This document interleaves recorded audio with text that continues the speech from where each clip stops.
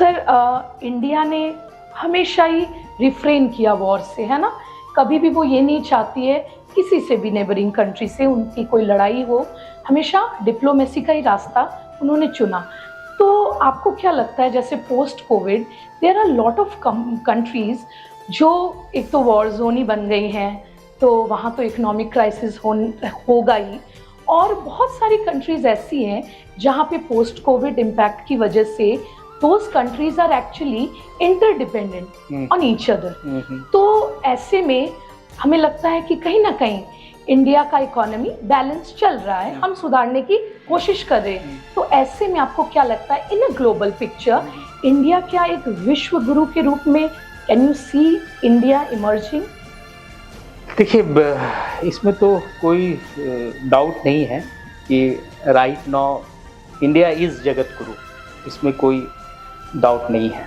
लेकिन हाँ, जगत गुरु आप हैं क्योंकि हमने इस वर्ल्ड को लॉर्ड बुद्धा दिया, भगवान महावीर दिया, महात्मा गांधी दिया, और इंडिया का जो सभ्यता और संस्कृति है वो सबसे पुराना है। It is the oldest culture and civilization on this planet, very rich.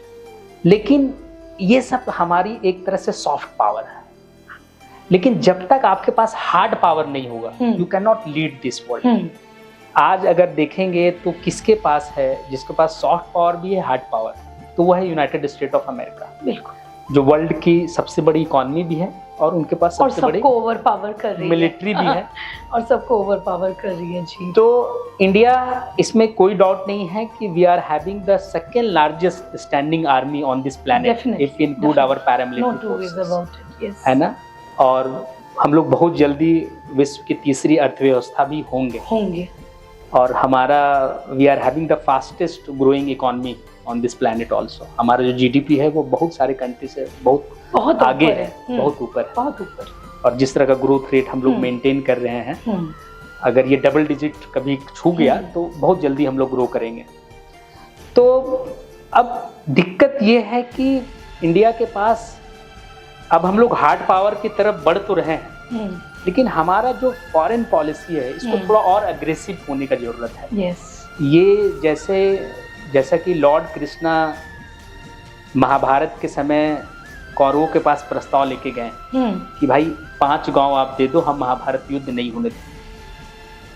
तो Lord Krishna was not afraid of failed diplomacy. Failed diplomacy क्या है कि वो भगवान है, विष्णु के पूर्ण अवतार है। वो जाते हैं प्रस्ताव लेके और वो प्रस्ताव फेल हो जाता है, और इतने शक्तिशाली व्यक्ति उनको बंदी बनाया जाता है जी। और भगवान के साथ ऐसा हो रहा है जी। अभी जो इंडिया के बारे में हम बोलेंगे, India is very much afraid of failed diplomacy. जैसे रसिया यूक्रेन में इंडिया एक डिप्लोमेट्स का रोल प्ले कर सकता है, एक डिप्लोमेसी, एक ब्रिज का रोल प्ले कर सकता है रसिया और यूक्रेन के बीच में, क्योंकि रसिया से हमारा संबंध बहुत अच्छा है और यूएस से भी अच्छा है। तो रसिया और यूएस को एक टेबल में बिठा के इंडिया कन्विंस कर सकता है कि इस वॉर को कैसे रोका जाए। लेकिन इंडिया का जो पोटेंशियल है उस हिसाब से हम लोग डिप्लोमेसी नहीं कर पा रहे हैं, वो क्लैरिटी फॉरेन पॉलिसी में नहीं आ पा रही है। चाहे वो रसिया यूक्रेन वॉर में हो, चाहे कोई भी इंटरनेशनल क्राइसिस हो, वहाँ इंडिया एक बहुत बड़ा रोल प्ले कर सकता है। तो कहीं ना कहीं ये जो नॉन अलाइनमेंट का जो कॉन्सेप्ट जो पंडित नेहरू जी ने दिया था, जी, उसको बहुत मिसअंडरस्टूड किया गया आज के डेट में। नॉन अलाइनमेंट के मतलब में ठीक है, आप न्यूट्रल रहिए, but you should be active neutralism, you should follow active neutralism, कि आप तटस्थ रहिए, लेकिन जहाँ इंटरनेशनल क्राइसिस है, जहाँ आपकी जरूरत है, वहाँ आपको अपना रोल जरूर प्ले करना चाहिए। अपने रोल को गिव अप नहीं, अपने रोल को गिव अप नहीं करना।